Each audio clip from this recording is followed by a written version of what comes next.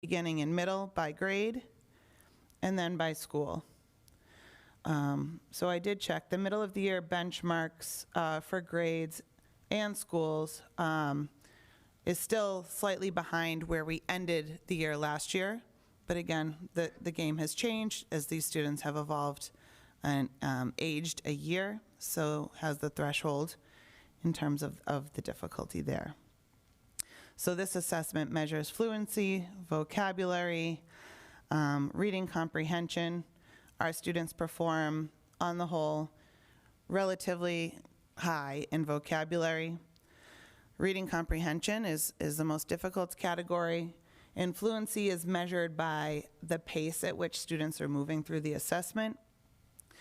So students who move too fast or too slow or checking their work, their scores could be impacted by that.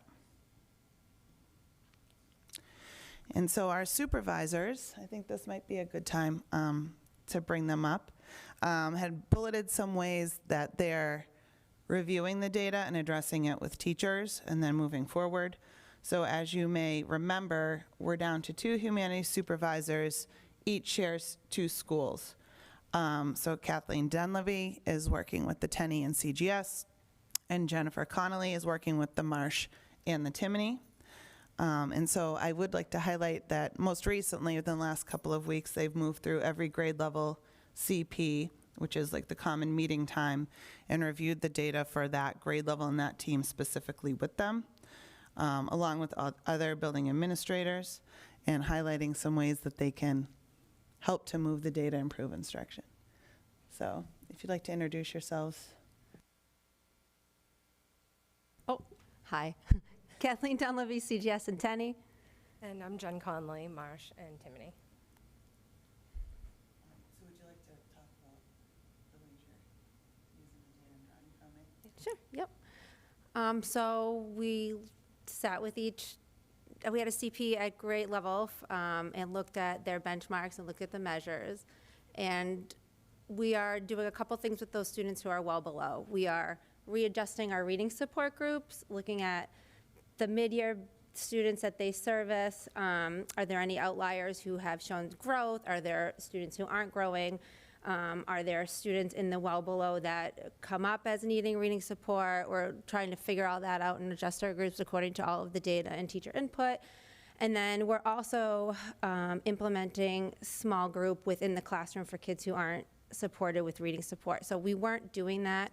I'm advising that to start because we're in the mechanical phase right now. They have a brand new curriculum. It's completely different than what they're used to.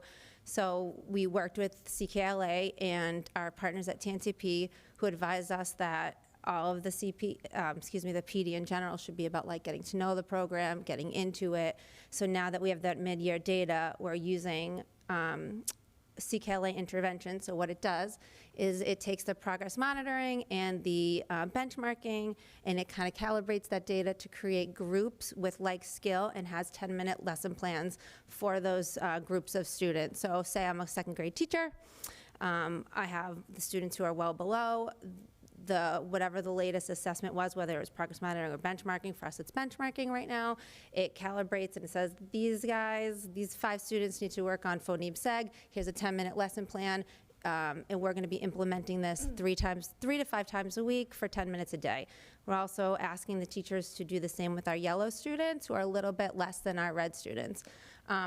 If they get support with their reading specialist, they can do an extra, but they don't have to do that. So we are looking at who the reading specialists support. We use multiple data points. We're adjusting those groups, and we're asking the teachers to pull small groups and really looking at what CKLA has to offer to help those kids, those different tiers.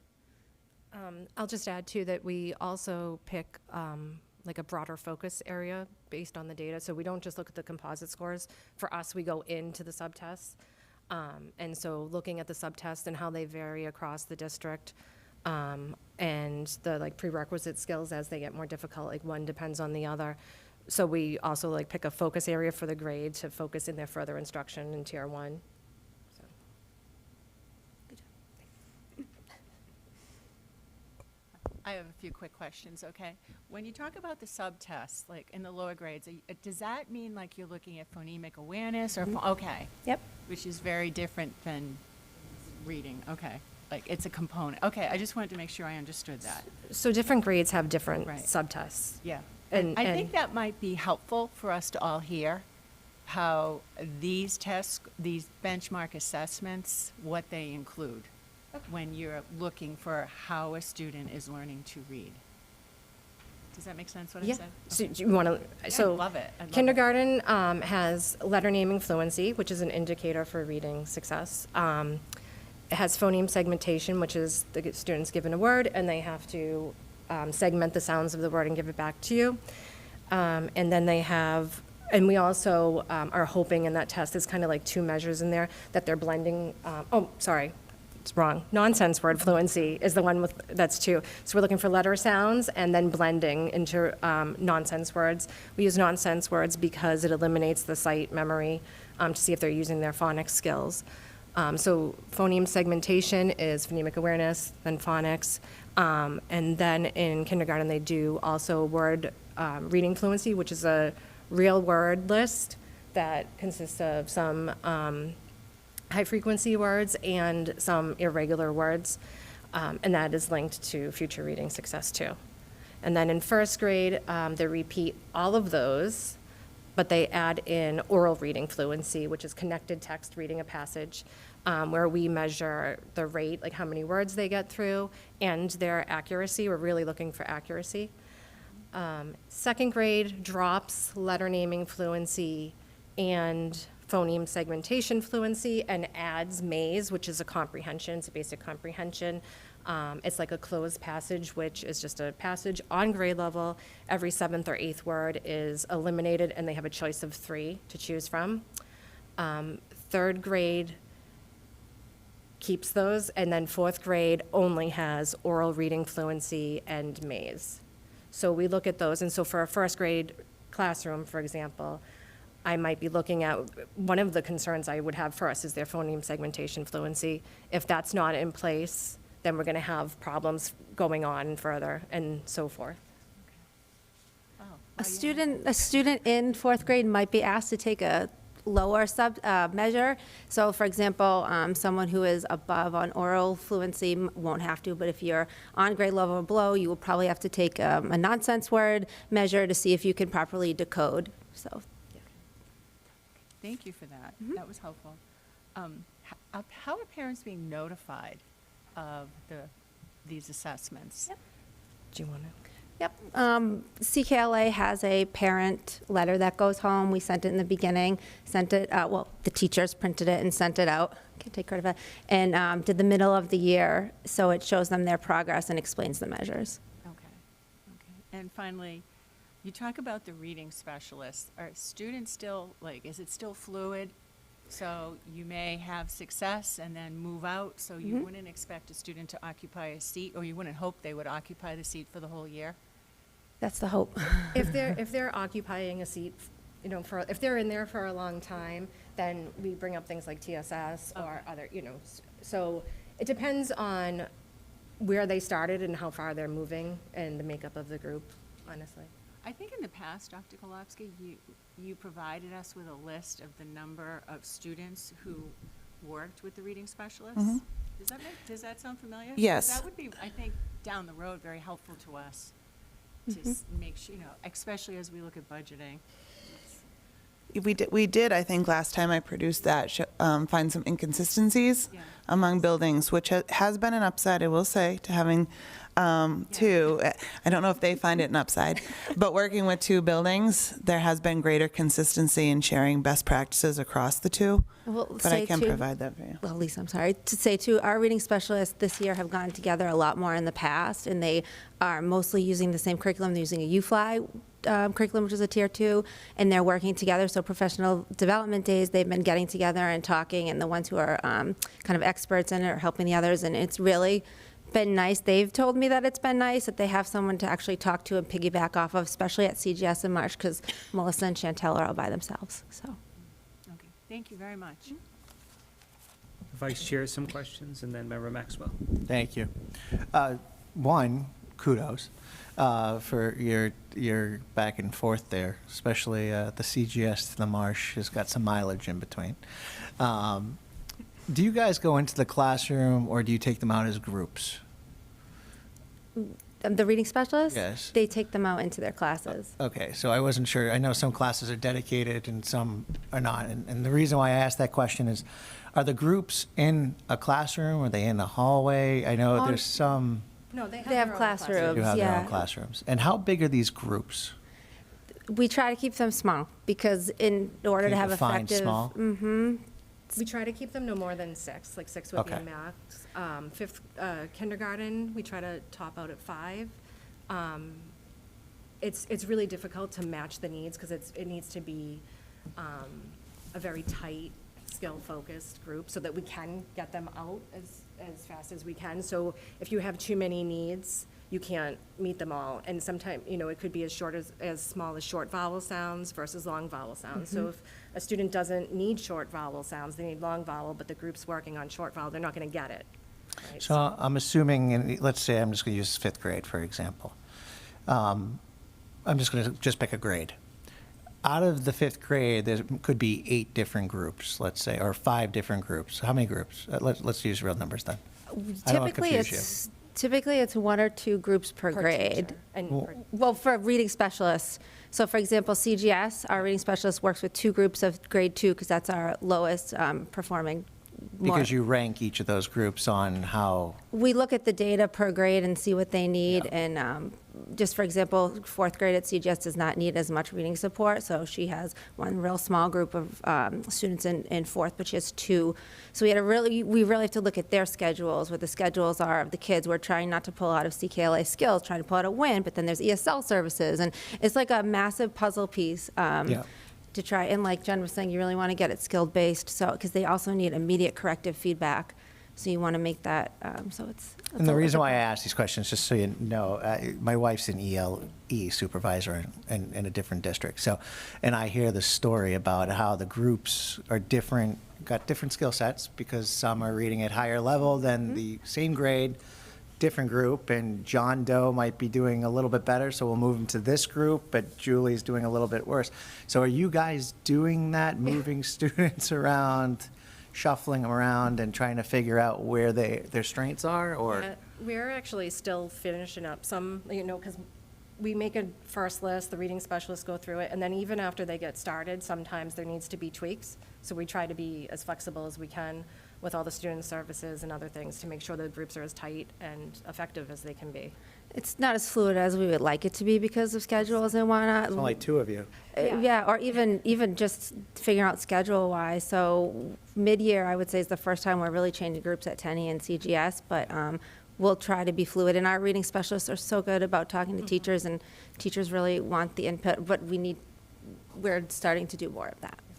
Thank you. I just wanted to bring the light to that. I thought I knew the answers, but I wanted the public to at least hear it from you, that there's a lot of shuffling, there's a lot of need, and you guys are creating these puzzle pieces along the way. So kudos. Thank you. Thank you. Member Maxwell? So just a few pointers or questions too. I know Dibbles, you said measures phonics, decoding, fluency, some comprehension. Dibbles is a warning system for us, not proof of proficiency, correct? Right. So it's more of an adaptive assessment, yep? It's not like Insight, where Insight is adaptive to the student. Okay, so I guess let me ask it this way. So Dreambox, for instance, gives a question, then it watches, and if they got it right, it measures how fast they did it, how many hints they got, how many tries, and then the system decides is easier next, same level of intervention, harder. Yep. So it personalizes the sequence of questions to that student. So when we look at these numbers, where it's, beginning of the year, end of the year, benchmarks, they are in fact just that, benchmarks. They are not showing proficiency or showing grade level, because these assessments really are just benchmarks and tools to help us identify how to get our students the help they need to perform at grade level. Yeah. Right. So I know that Dibbles defines their benchmark, at benchmark, as, quote, "Based on national data, a child is likely to meet future reading demands without intensive intervention." With all of these test scores, now I know, the teachers had only a certain amount of time with the curriculum and all that. These specific tests actually don't test curriculum knowledge, correct? They test levels of reading. They do not test curriculum. However, I would say that they do assess the foundational skills. Right. A part of the framework. Yep. Yeah. So they're not standard aligned. So our curriculum has two pieces to it. So the knowledge part, which is more content, and skills part, which is very heavily rooted in early literacy skills, which is essentially what the benchmark is helping us predict what we should do next to help students continue to advance, to your point. But it's not, I think if you're talking about standards like writing standards or things of that nature. Just standards, no. just grade level proficiency standards by the framework of Massachusetts curriculum standards. They don't- It's not testing standards, it's testing your reading level and your reading abilities. Dibbles, no. Yeah, it's not testing the standards. Right, The- it's a tool, it's a screening tool. I mean, given your answers, is it accurate to say that Dreambox and Dibbles are being used to imply grade level proficiency, even though that's not what they're designed to do? I think that we're looking at it as, just like you said with the definition, like what students need more than the core instruction Yes. and which ones don't. Yeah, I mean, I love it when we present it as, we're using these as progress monitoring tools to get our students to where we need to be. I mean, we had 8 of our reading specialists stand at that podium last April telling us that, our kids aren't reading at grade level, we need more support, right? I don't want to come into another budget season and have them say, like, we need more support, we're not getting it. That was last April. At that time, we took MCAS, we got the MCAS scores back this year. It clearly shows we still need help, and I feel like these tests do help us identify where we could target help, right? So I think, I just want to be clear that, like, with this presentation, it says % of students at or above grade level.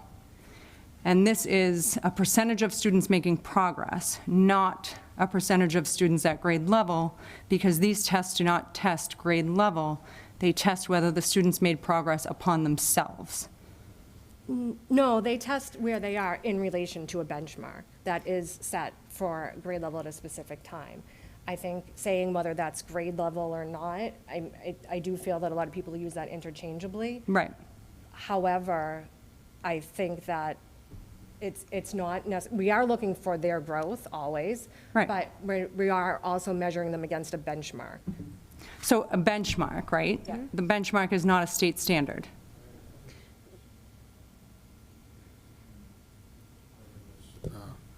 My impression is that you're doing a diagnostic testing Right. of the student versus a standards-based testing formula, like the National Assessment of Educational Progress or an SAT or Right. the MCAS.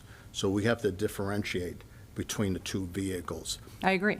I think if you can diagnose a kid in terms of deficiencies, just like if someone has a speech impediment, but they have high intelligence, I think that's the proper course of action.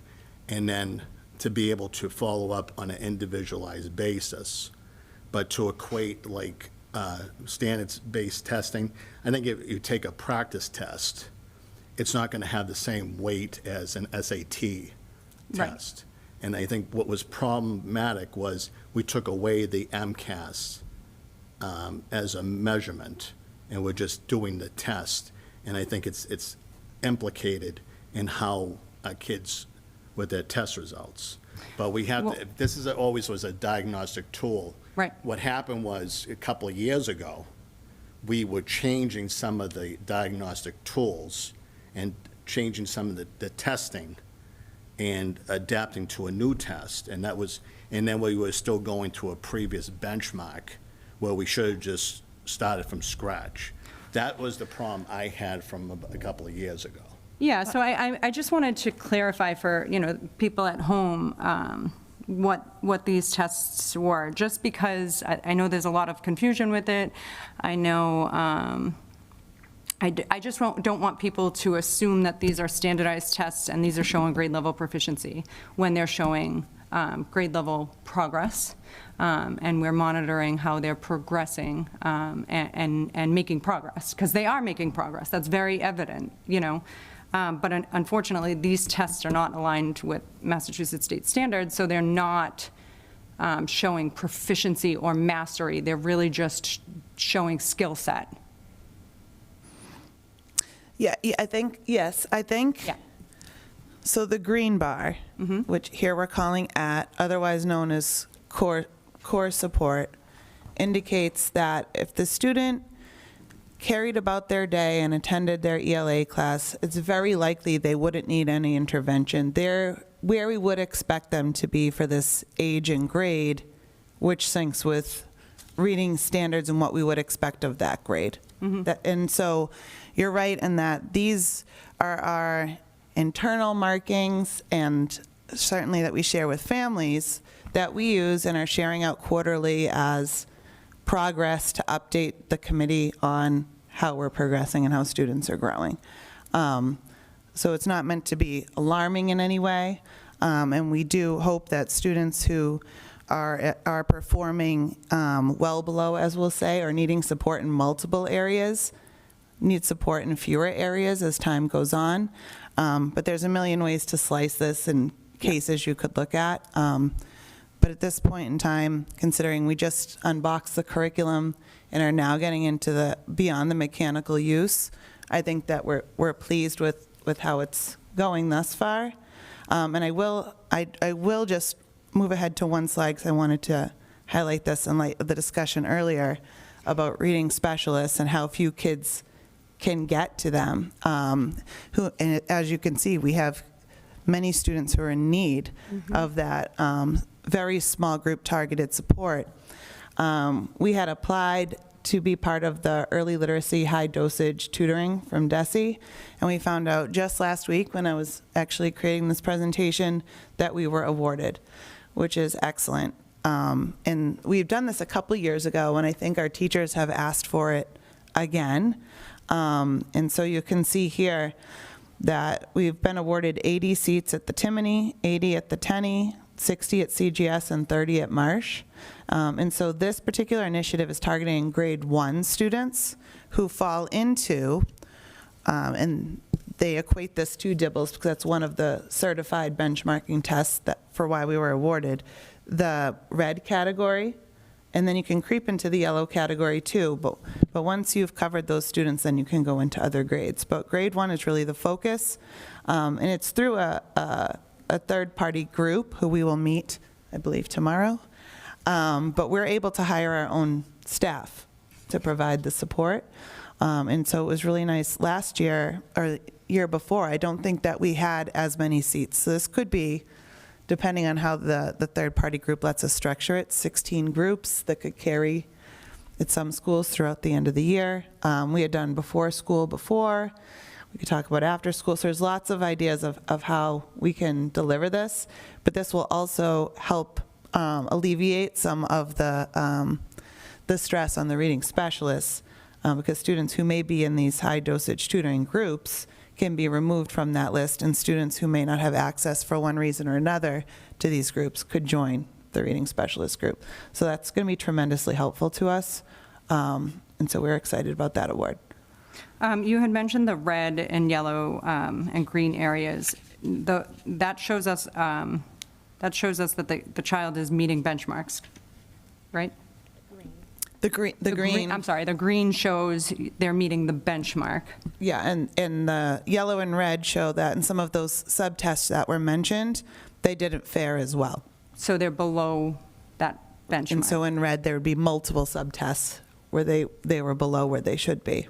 So are they all getting the same tests as their peers, or is it different based off of that child's need? Same test. Same test. So it's for this point in time, Yep, in this grade, this is the test. all getting they're the given. same questions. Yep, same exact test. Because it's a benchmark, so it's measured against, this is what you should be able to read at this. At this time? Yeah. Okay. So if a child in, let's say, fourth grade is at a 1.3 comprehension level, you would say that they would be well below and they'd require intervention? Are you talking about in Dreambox? Sure, yeah. Yeah, if they were a 1.3 in Dreambox, and they are definitely well below, but we would probably look at their DIBELS measures to see why they aren't reading to where they need to be, as opposed to why they aren't comprehending. So you would use both tests and kind of see? Yep. Okay. And do you ever take the MCAS into consideration as well and kind of break those down? Because I know you could see like question by question. Because maybe those kids need help with the same stuff, and you could group them together based off of that, too. In upper school, which we didn't have an upper school reading specialist at our schools last year. This year, we are now at Timony and Tenny, so there's an upper school reading specialist. And so that is part of the data set, how they did, along with Dreambox. But we also will, when they, if those two numbers aren't looking good, we'll go ahead and do a DIBELS real quick to see, and then like do further assessment if needed. Dreambox is, like, we wouldn't use that as a standalone. If it- Sure.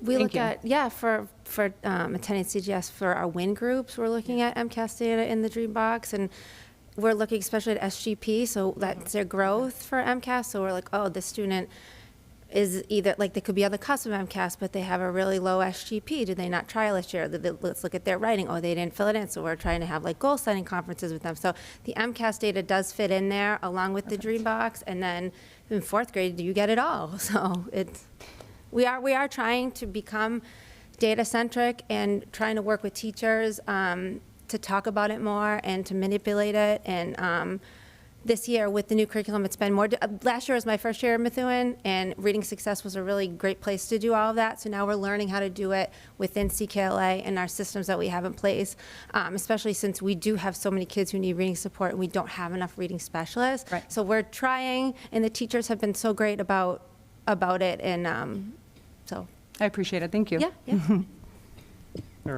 Excuse me, Member Willett. Yeah, thank you, Mr. Chairman.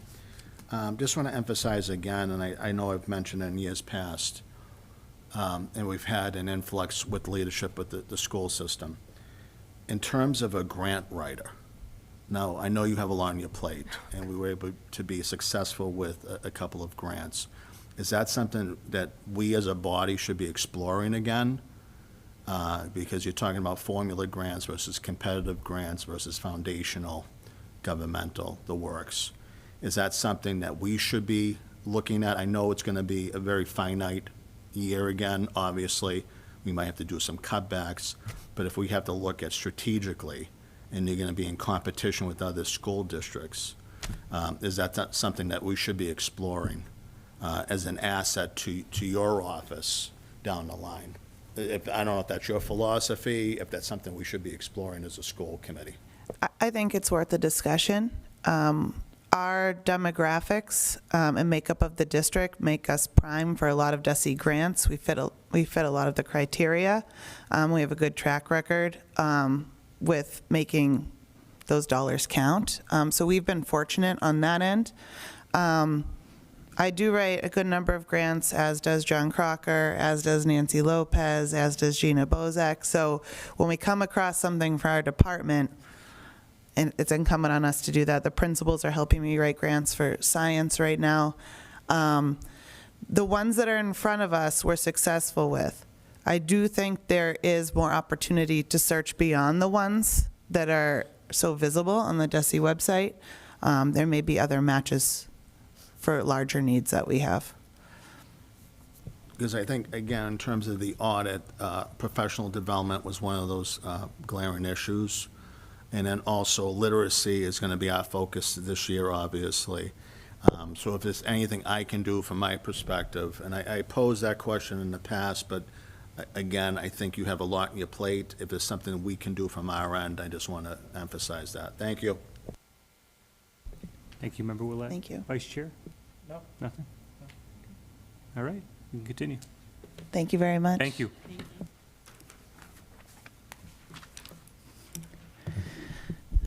We'll move on to Objective 2, reducing opportunity and achievement gaps between student groups to ultimately improve outcomes. So quickly wanted to give you an update on our latest leadership quarterly meeting, the MTSS revisioning team, MyCap planning, mental health screening, and special education root cause analysis. So we have quarterly leadership meetings, which I've mentioned before. Our leadership team across the district is so large that we're split into 2 sections, and we run them back to back in the office. Most recently, we gave an update from the TSS revisioning team, which I'll allude to later, and then we explored our DCAP, so that's the District Curriculum Accommodation Plan. That plan hasn't been updated in over a decade, and it's outdated, not representative of what we do, and really is the foundational layer for the tiered support process. So that needed some looking at. So we looked at ours, and then we looked at 10 or so other districts who have recently revised theirs. I was looking for 24 and 25. And so in teams, we spent some time filtering through, discussing what are some sections that we liked or didn't like, and what did we want this to be. The overall consensus was that we wanted the DCAP to be a useful tool for teachers, because that is, in fact, its purpose. And so this is a general education tool for teachers who notice students may be struggling in a particular area. They could go to this document and see what are some ways I can assist the student that don't require formal documentation or necessitate a 504 or an IEP. And these approaches often align with best teaching practices. So ultimately, the groups agreed that these would be the main sections of the DCAP. So we'd have one on assessment, attention, regulation, executive functioning, behavior, belonging, instruction, and motivation. Within those, several subheadings as well. But what I've started to do is to craft this document, taking the feedback from the group on the sections, taking what I'm finding might still be salvageable from our previous plan, what I've seen put into use, and also looking at what are some common best practices from other districts. One thing that we did like was that the DCAP from other districts does not necessarily encapsulate every best practice that you could ever employ. Then it becomes too overwhelming. But districts tend to lean on a handful that they think would be really helpful for teachers. So we're trying to do that. We're trying to be specific and give examples. I don't think it would be very helpful for a teacher struggling with behavior in the class to look under that heading and see, try classroom management strategies. Well, what? What are they? What does it look like? So we're trying to build that out now. So I'm writing the draft, sharing it with the team who's going to pick it apart. I'll share it out to the larger staff.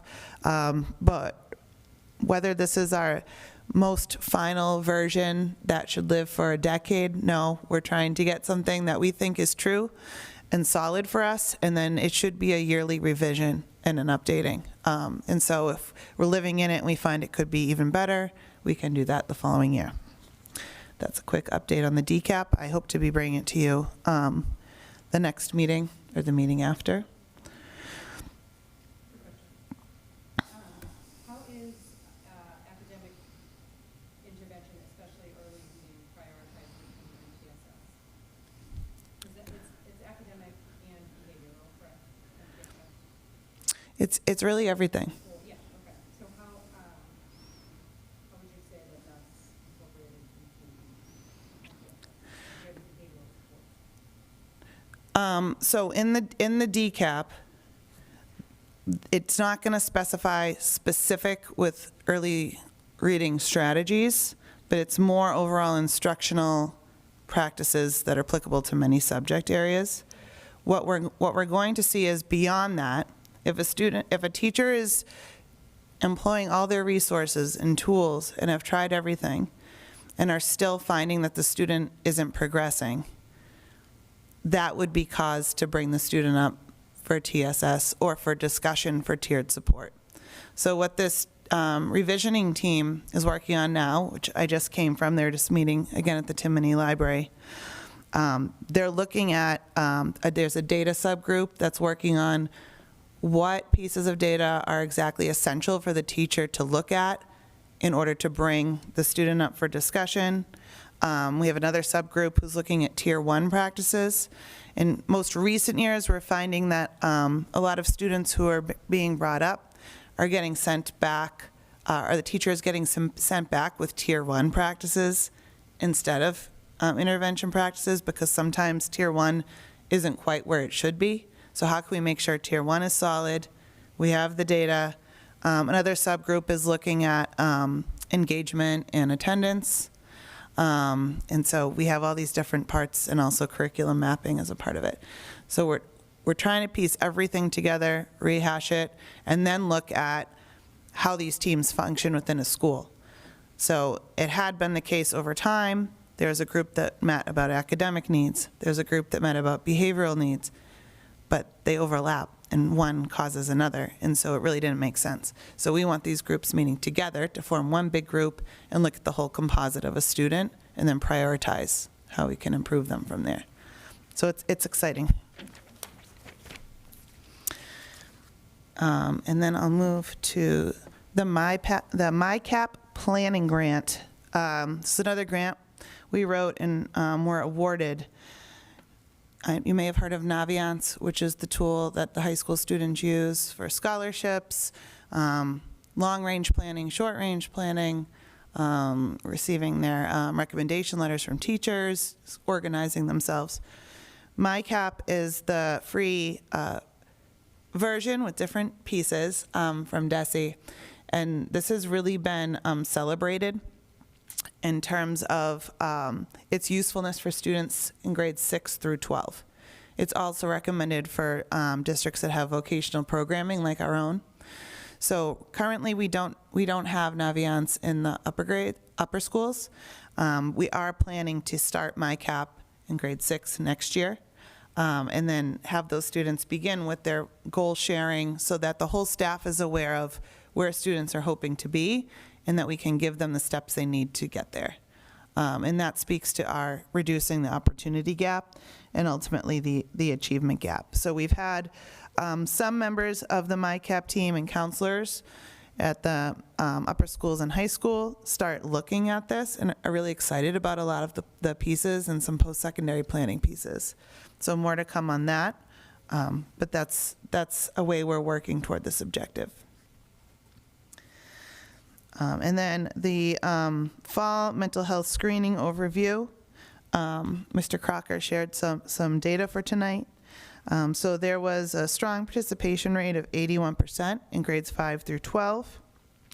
There were no significant declines in outcomes across all administrations, despite the expected natural backslide between 25 spring and fall. Sometimes over summer we see a backslide.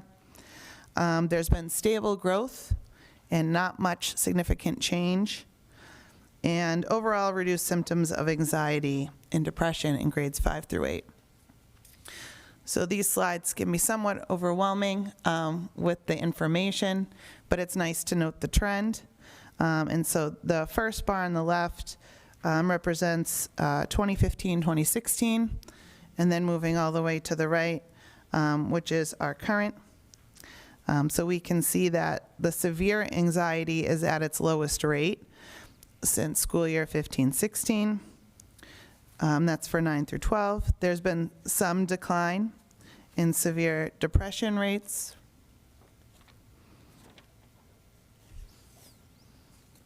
Post-traumatic stress prevalence is pretty much stable.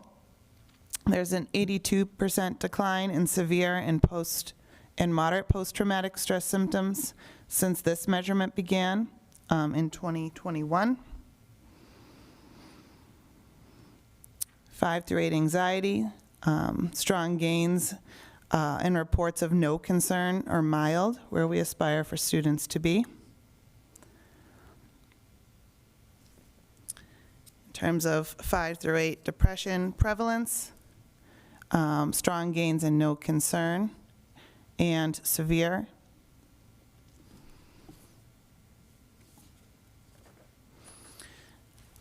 And then again, 63% decline in severe and moderate post-traumatic stress symptoms in 5 through 8. So what these slides essentially demonstrate is that there's a long-standing screening history in Methuen with a data set, which is really nice to be able to compare ourselves to.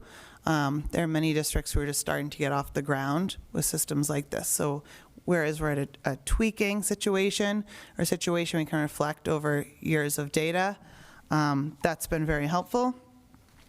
Also, I think it was brought up last year, looking more at the impact of specific interventions that students are receiving as a result of this screening data.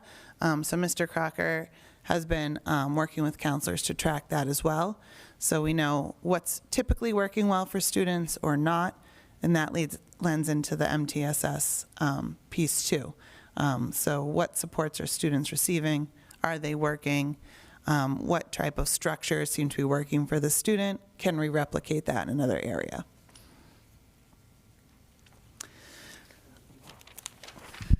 I'd asked last time, do you have any information on the students that are taking the questionnaires? L kids, special ed kids, kids who are reading below grade level, that don't understand the questions, and what we're doing to support those students. I speak from experience that I have a student that doesn't understand the questions, and I get called constantly because he's answered a certain question a certain way because he doesn't understand the question. And then the follow-up, you have a guidance counselor talking to a student who didn't understand the question and doesn't understand what he's being asked, and that conversation doesn't go well either. And so how are we supporting those kids who don't understand the questions? And how are we helping them? Because I'm not saying they don't need help, they do need to be screened, but we need to find a way to screen kids who don't understand these written questions. The delivery of the screener Yeah. and the supported follow-up. Okay. I can get that information for you.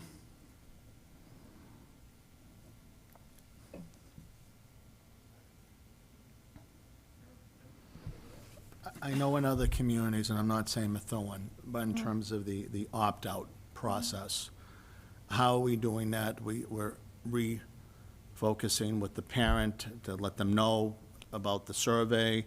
Do they have access to the questions in advance, just to look it over? If they have objections to it, can they opt out? What is that, exactly that process? So every fall, there's a communication sent from Mr. Crocker to all students. Then there's another checkpoint from the counselor who disseminates the information. If you wish to opt out, you certainly can. And ultimately, before the screener begins, part of the script is read to the student. If you wish not to participate, you need not do so. Mr. Crocker and I have tightened that up a little bit. In terms of the time frame of notification prior to screener administration. So we make sure, and I'm copied on those too, that 2 weeks prior to the screener, the message is reiterated. One thing that I do like is that once a parent opts out, that opt-out is flagged in the system and it remains there. So they need not opt out repeatedly, but they will be opted out until they express otherwise. Okay, so is there a dual process of the student is notified of an upcoming survey? Is the parent at that same tandem notified that there's an upcoming survey? 2 weeks There prior. might be some serious controversial questions Most people will fill it out, but a parent might want to avail themselves of an opt-out, and there'll be an explanation of the process, pretty straightforward for them to opt out if need be. Yes, there's a website that articulates what each screener is looking at. Okay. And certainly, follow-up is encouraged if they had questions about particular content. Would they have access to those questions on the survey? They would be able to view them, yes. Okay, all right. Thank you. We'll hear from Member Donovan, the member source. If I just may share, Mr. Willett, I received some concerns about a screener and looked into it. And my research brought me to the guidance webpage where there's like everything you need to know. I had to hand whoever built that. You can see the actual screeners as well.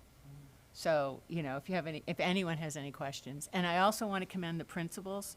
I like to look at their weekly newsletters, which are online. Frequently, they will, I think, pretty consistently give the heads up. Yes, thank you for So bringing that up. That is another layer. So there's the 4, yeah. Dr. Golubsky, what's the percentage of parents that opt out of doing something like this? Is it minimal? Off the top of my head, I think it's 1 or 2%.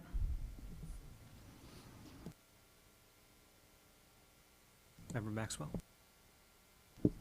I will say, well, first of all, I want to say thank you because the MTSS and the DCAP, we've been talking about for a couple of years, and you jumped right on that, so that's huge. Second, I just kind of wanted to give a little bit of comfort, maybe. I opted out of mental health surveys maybe 2 or 3 years ago, and I since have not had any issues with anybody giving a survey to any of my kids. I mean, once you're on that opt-out list, it follows you yearly, and you do not have to opt out again. I just wanted to provide comfort for maybe somebody who may not know that. So, thank you. Thank you.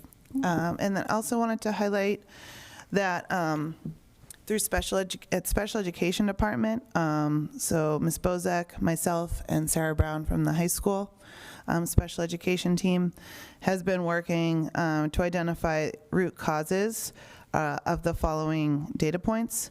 So grammar school academic proficiency, specifically grades 4 through 8 in ELA and math. High school academic proficiency, specifically in grade 10, ELA and math. So those would be MCAS-driven results.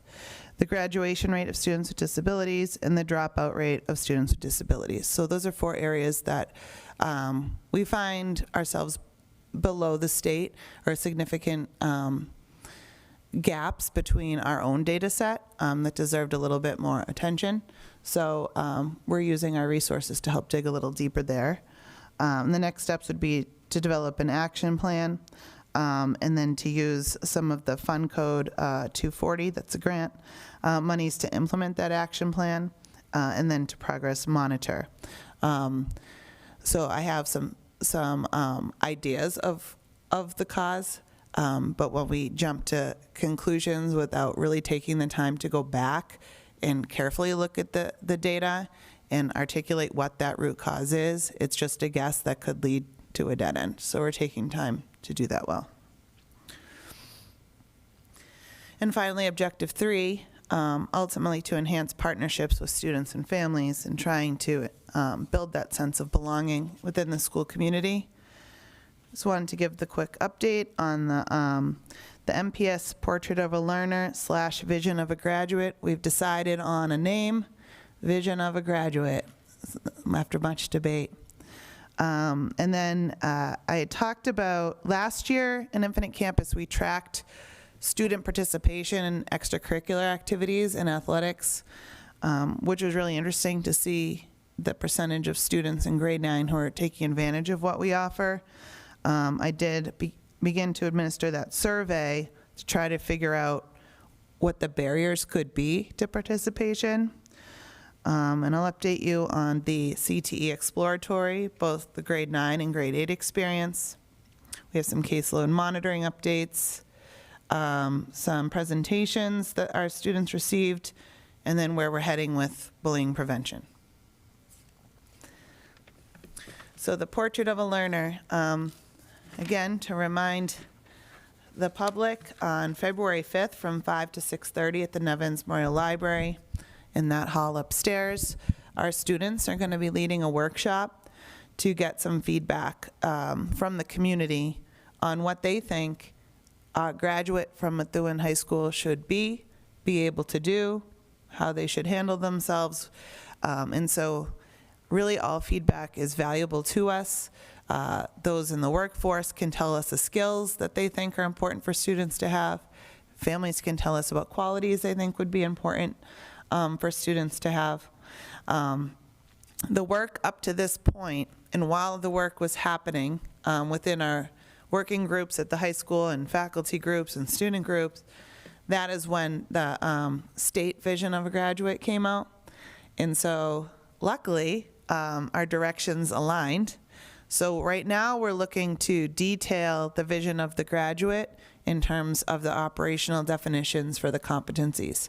So for instance, if we all agree communication is important, do we have the same idea of what communication is and how can we help our students get there? So defining those terms will be the work of that day. We had hoped to have a draft ready to vote on. We were a little bit delayed in our workshopping of that, but I think it ended up being a little bit better, so the community can get their 2 cents in a little bit earlier. We do ask if people are able to and willing to sign up ahead of time. It helps the students plan. So there's a QR code for that. Not necessary if we can't figure that part out, but it would be nice. And then the survey that went out to grade 9 students, at the point when I created the survey, not all had responded yet. But I was becoming a little bit surprised by some of the results because we did do the clubs and activities fair at the beginning of the year. We did do the athletic information nights prior to each season. We do offer no-cut sports. We encourage theater and band, and I think we have 40 operational clubs, and any club that a student wants to create, they're able to do so. Some of my findings suggest that we need to do even better getting the word out about, some students said I didn't participate because I didn't think I would make the team, but there's a no-cuts team every season. Also, there was some concern, which I think may be natural in grade 9, but that I would like to put them at ease about thinking that they wouldn't be welcomed by coaches or peers or teammates. That's something that I'd like to address. Some concern about getting schoolwork done. And there was some concern about transportation, but it wasn't necessarily to the degree that I thought it would be. So I'm interested to see when there's more respondents, what the differences are. So next steps is that I'm going to share the results with our grade 9 principal and teachers and see if we can make individual connections with students to help get them involved. We're also on the verge of course selection time in the counseling department where students meet with their counselors and register for classes. That might be an excellent time to also inquire from students what activities they'd like to participate in and garner a potential list or roster to share with that advisor so they can follow up with them. So I think we can just strengthen some connections there. In terms of CTE, or career and technical education, oh, I'm sorry. Just a quick question on the athletics or extracurricular. Do you know how many waivers we're giving on average to the lower schools at this time? The upper school, I should say. I'm sorry. I don't have the number in total, but I do know of a handful of programs that do have them. So those essentially are waivers to allow grade 8 participation when we don't have the numbers of students at the high school to be able to field either freshman JV teams. Because I do know there's a few teams going into next season that are going to have a hard time filling a roster. And it's sports that are just blowing my mind considering how much we've invested over the years in these sports. So seeing some of these comments, questions, is that the reason? And then also, is it ability to start hitting 8th grade sooner? Because again, this is grade 9. To really show them that in 8th grade, this is an opportunity for you to be a part of our program, even if it's a JV league. Because I'm looking here, this is a big number of students in a class of what, 450, 475? Am I right around that right number? We're a little smaller this year, so just Okay. under 400. Oh, it's under Agreement. 400, okay. Just under.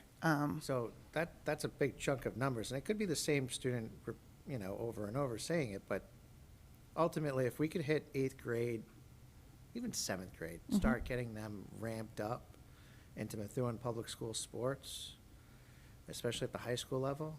I mean, I don't have to tell you, I know how much you love our athletics here at Methuen. I think this would solve the problem.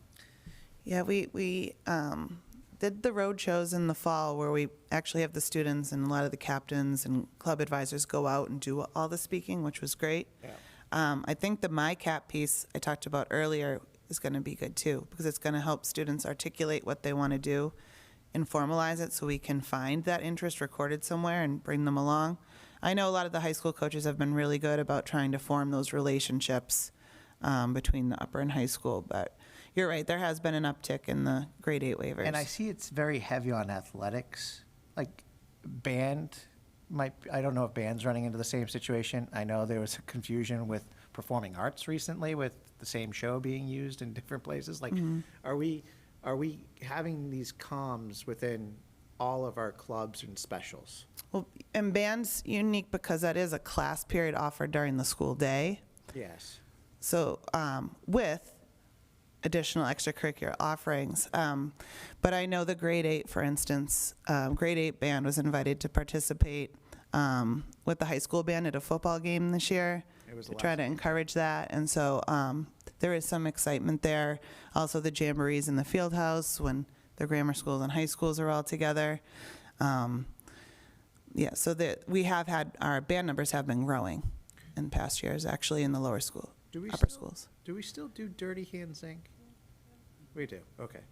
Because I remember one year we started inviting 8th graders into that program. I'm not sure if we're still doing that too, but it's just, the excitement of getting the upper school, who is now the older kids in that school, becoming the babies of the new school, or the young adults, excuse me, in the new school. I think that momentum, especially when it's something with the arts. I've always been passionate about this part of the school, is the creative side. Is if we can still harness that momentum, I don't think we'll see these comments. Like, I don't think I'd make the team. Like, you wouldn't, like, if the momentum is there, you're 7th and 8th grade, that's carrying over. So I just want to be mindful that attacking it as early as 7th grade and having the Timony and Tenny right here too, I look at this as a great opportunity for like a consortium. Like you use this as opportunity. So I'll just say that. I don't want to repeat myself, but I just want to carry that momentum.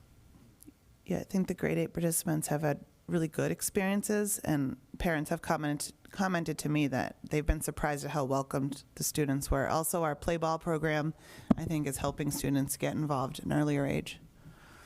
And if I could build on what Member DiZoglio said, pre-COVID, I remember like the Dirty Hands Inc. group coming, touring the schools Yes. and performing, and the students going wild, because Yes. it really is an innovative, creative, Yeah. wild Yeah. group that defies description sometimes, right? The lights went black and It's the guys just- were all highlighted Yeah, doing but- the.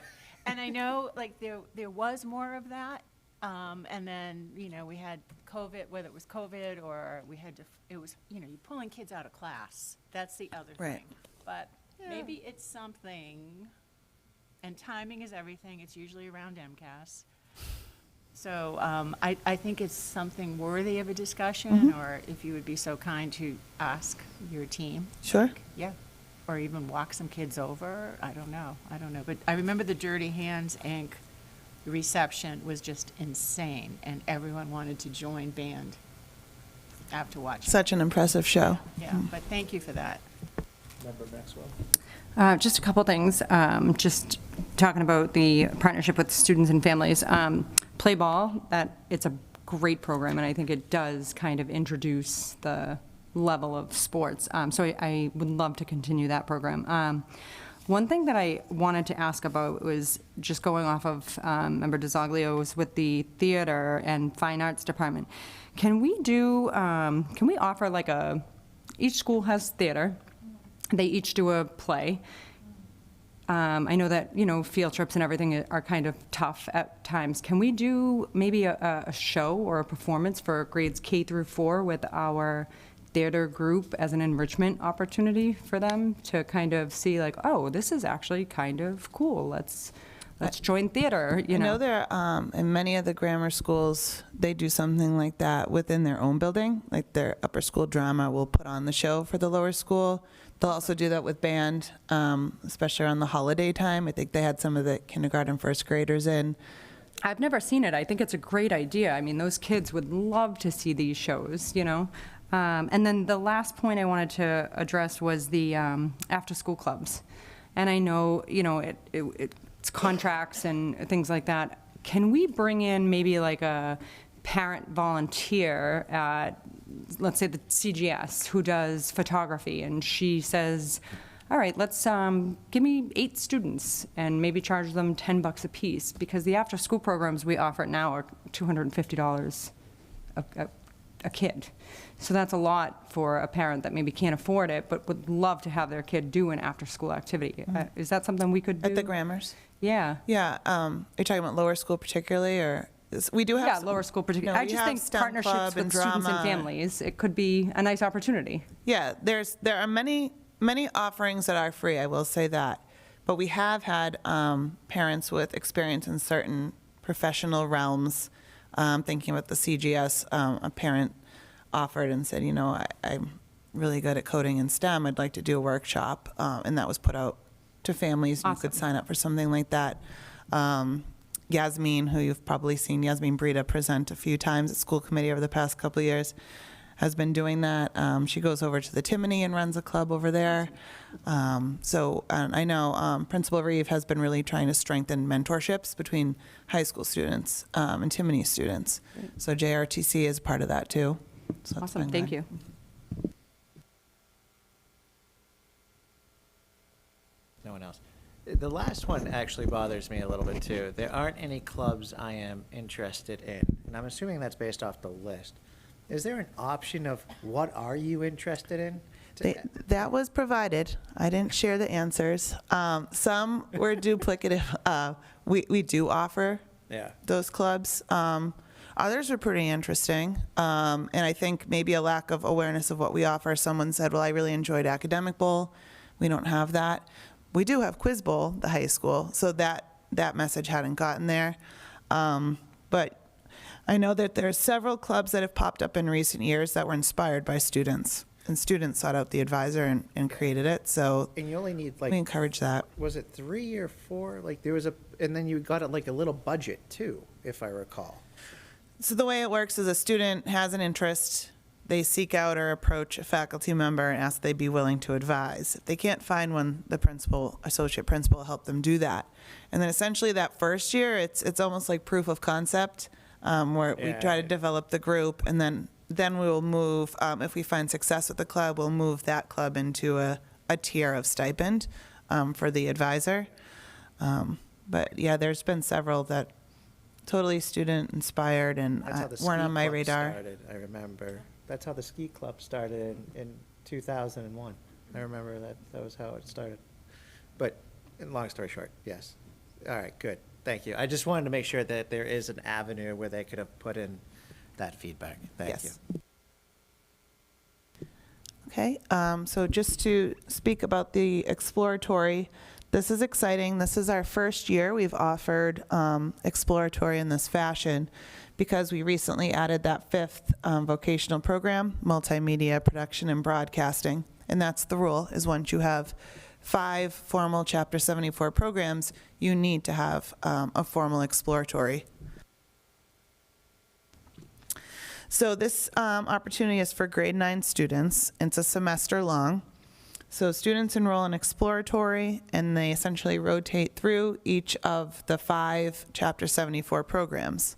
And kudos to the teachers and Ms. Melanson, who's our CTE lead, in really putting together an amazing program where students get to engage in hands-on projects, learn about what's possible in careers in that field, learn about some of our other offerings that aren't represented in these cycles, like robotics and engineering, early college. And then at the end, there's a wrap-up, and then they move on to the next shop, per se. So we just wrapped up this first semester on Friday, and so I quickly gathered this information. So of all the students, 94 took part in semester 1. 51% said yes, that they intend to continue with CTE in a designated pathway, which means they would take a series of courses and earn micro-credentialing along the way and engage in that pathway fully. 41.5% said maybe, and then only 7% said that they weren't interested.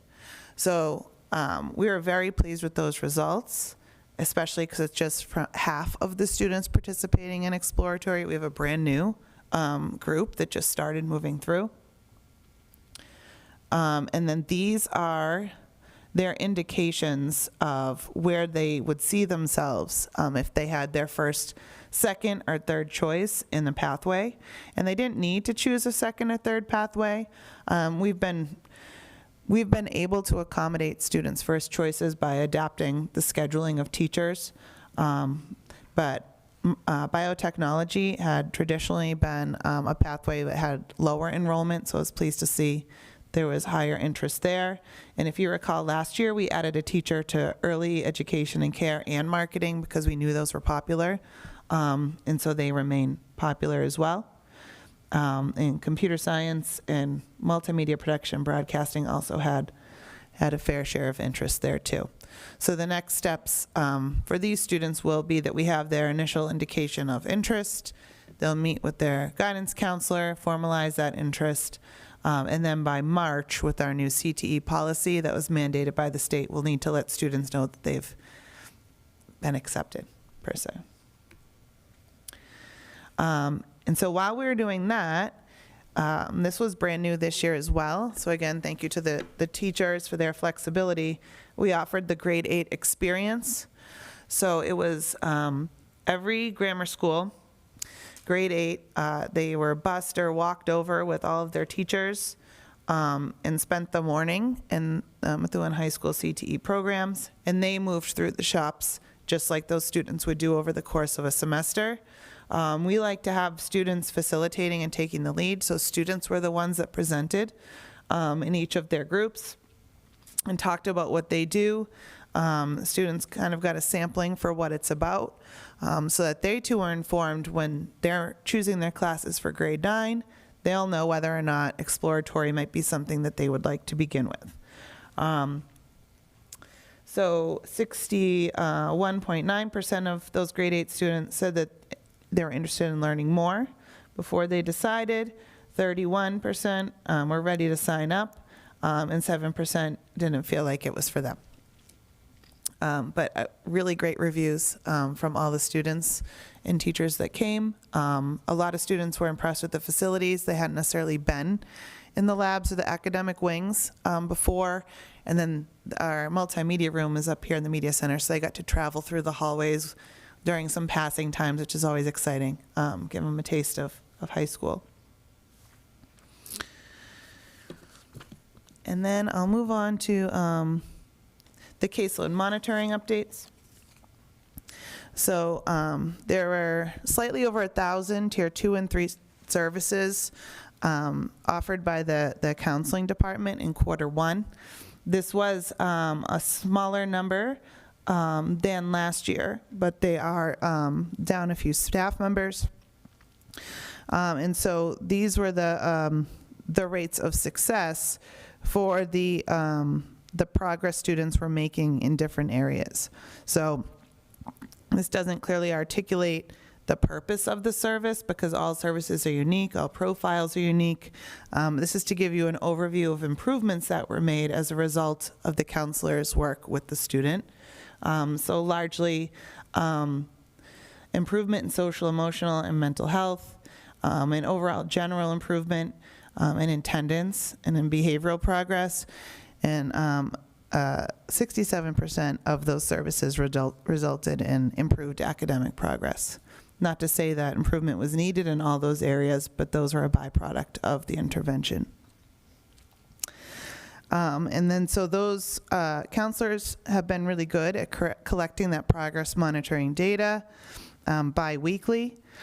We are building that into the main platform that's going to house our data for TSS.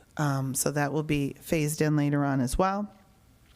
As of this point, 148 referrals have been made to Care Solace and Cartwheel, so 129 to Care Solace and 19 to Cartwheel to augment what's already been made available through the counseling department. And when we came back from winter break, we started priming students for being thoughtful about what it means to be a school community and to support one another and to understand difference and appreciate difference beyond tolerance, and to appreciate the rich environments that our schools have. And so in grades 7 through 12, they heard a presentation from Edward Walker. In the 7th and 8th grade, it was more focused on building community and cultivating leaders. At the high school, it was more focused on discussion versus dialogue and disagreeing across barriers or divides. So these topics aren't new. We talk about them in social studies a lot, in English class. Facing History and ourselves have broached these through professional development teachers, but we kind of wanted to get the message out to all students that community is important to us, how we treat each other is important to us, so that we're going to spiral into our multi-pronged approach to bullying prevention education. So these are tools that we have identified as being useful to us and are now designing implementation and rollout. So we'd like for there to be touch points this year and then a full launch at the start of next year.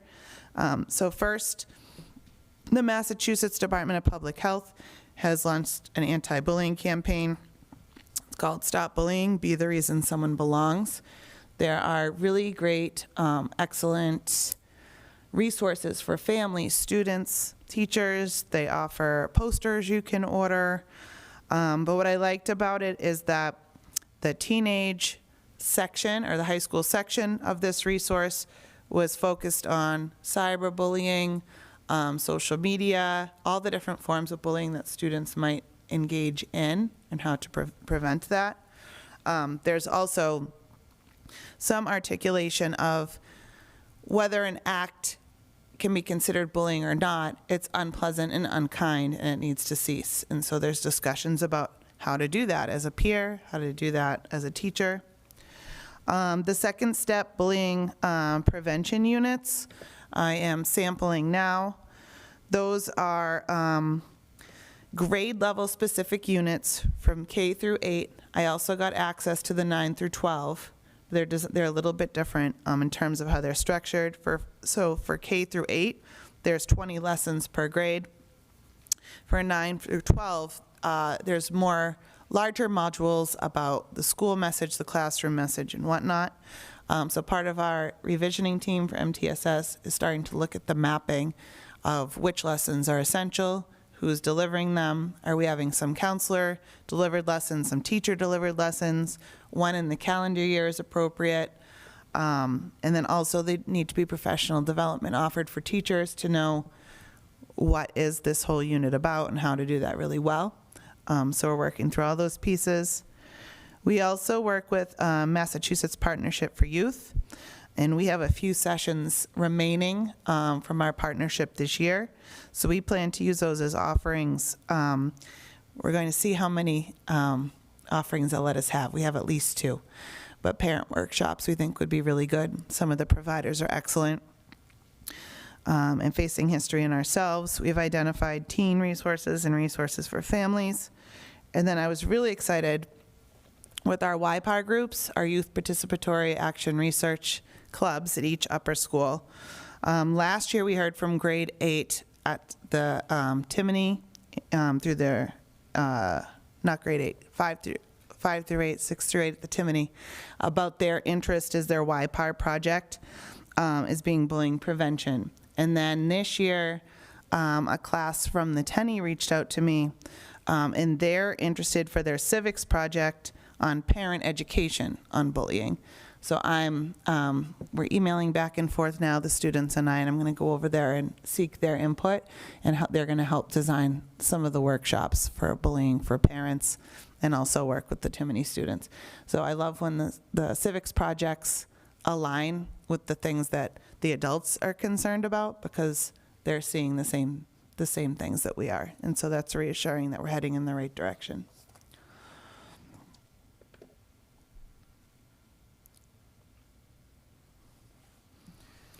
So for the bullying prevention, I heard that we're doing this stuff, but do we still have that coordinator? Or I don't want to insult the title, but there's a title of a person that's overseeing these cases. Handling the investigations, Correct. yes. Are they responsible on any curriculum or any insight to curriculum? Because the way I look at this role, it should be like a consultative role too, on pointing the administration and/or the schools in the right direction too. So is that person involved in any of this? So on a consultant level, yes, not for delivery, of course, but I think her input is essential. And the principals have been reflecting on the data they've been seeing as well. We're noticing particular grades have certain upticks right now, and what that could be. But yes, previously, we don't have the health teachers in the lower school any longer.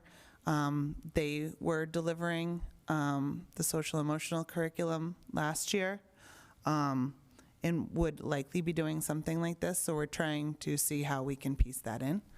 Do we not have health teachers in the lower school because of budget cuts? Because they were grant funded before? No, because we couldn't afford them. If I recall, in 2017, I made a comment, and 18, that we had hired 3 health teachers. One was a former student here that I remember, and I won't name the name, and it had come up that they were being paid on a 3-year grant. I haven't seen that. Would it be an ESSER grant? No. We had eventually moved everyone off of ESSER, so it wouldn't have been that. They're not on any of mine that I oversee. But at the time, you weren't also Right. assistant superintendent. Yeah, to my just yet. knowledge. So I think some of those roles were originally at the grammar school's grant positions that we had transitioned for 3-year deals. We made comments about it. So it's a budget situation. Mhm. So how many health teachers do we have currently? So we have 1 in each upper school, and at the high school we have 4. And they're the ones that will be administrating some of these conversations then? Some, Okay. but we're also going to ask for a school-wide effort. So it's not going to fall on any one person, but I do think it's important for everyone to have a voice so the students can hear the message from multiple parties in their school. So we'll be asking some counselors, some teachers, but that's what we're mapping out now. So to do 20 grade level specific lessons, that would be a big ask. Yeah. So we're going to look at, what are the essential themes that we're looking to integrate. But it did come up also in our mapping of supports that we were very light in K-4 in bullying, and then also in high school. So it's nice that we're addressing that. Thank excuse me, going back to the caseload monitoring updates, is that 1,000 for actual students, or could it be a student that's been referred multiple times to the service? It's different types of services. So there could be a student that's in need of multiple from the counseling department. So maybe it's a group therapy and seeing the counselor one-on-one biweekly. So the counselor could be rating each of those. But predominantly, it would be students receiving one service. Thank you. Thank you. All right, that'll do it for the quarterly review presentation. Next on the agenda, we have custodial negotiation committee nominations and appointments. Do we have any nominations for the committee? We should have 3 members.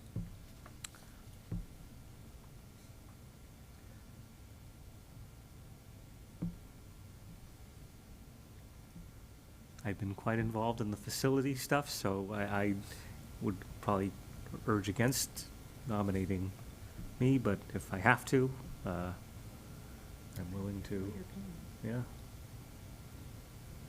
Sure. So I'll we have, nominate Nick DiZoglio. we have the vice chair. Do you accept the nomination? Yeah. All right. We need 2 more.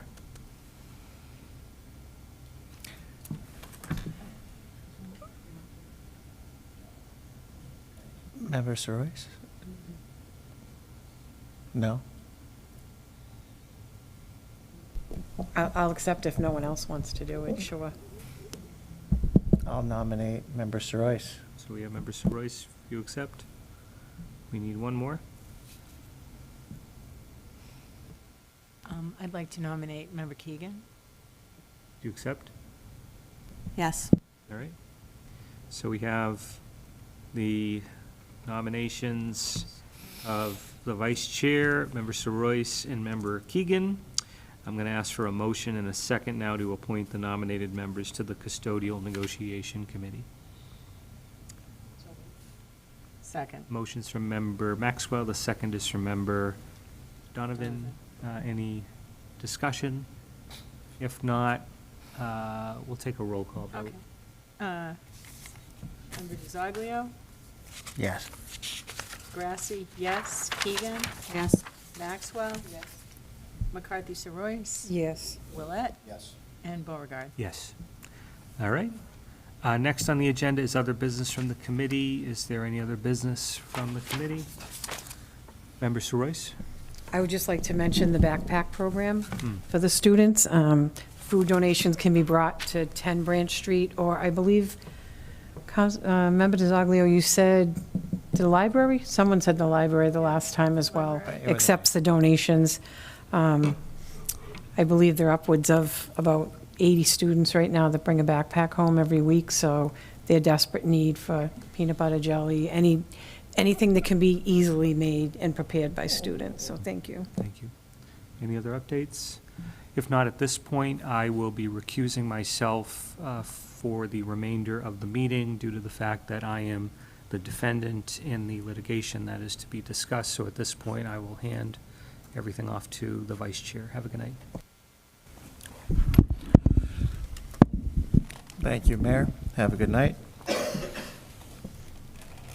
I make a motion to adjourn and go into executive session. I have to call it into order first. So pursuant to Mass General Law, Chapter 30A, Section 21A3, to discuss strategy with respect to collective bargaining or litigation, if an open meeting may have a detrimental effect on the bargaining of litigating position of the public body, and the chair so declares, Essex Superior Court Civil Action Number 2577, C as in Charlie, V as in Victor, 00627. We will go into executive session and not come back into regular session afterwards. Do I have a motion and a second? So moved. Second. Member Royce and seconded by Member Keegan. Roll call, please. Yes. Donovan, yes. Keegan? Yes. Maxwell? Yes. McCarthy Yes. Willett? Yes. And Member Beauregard has left.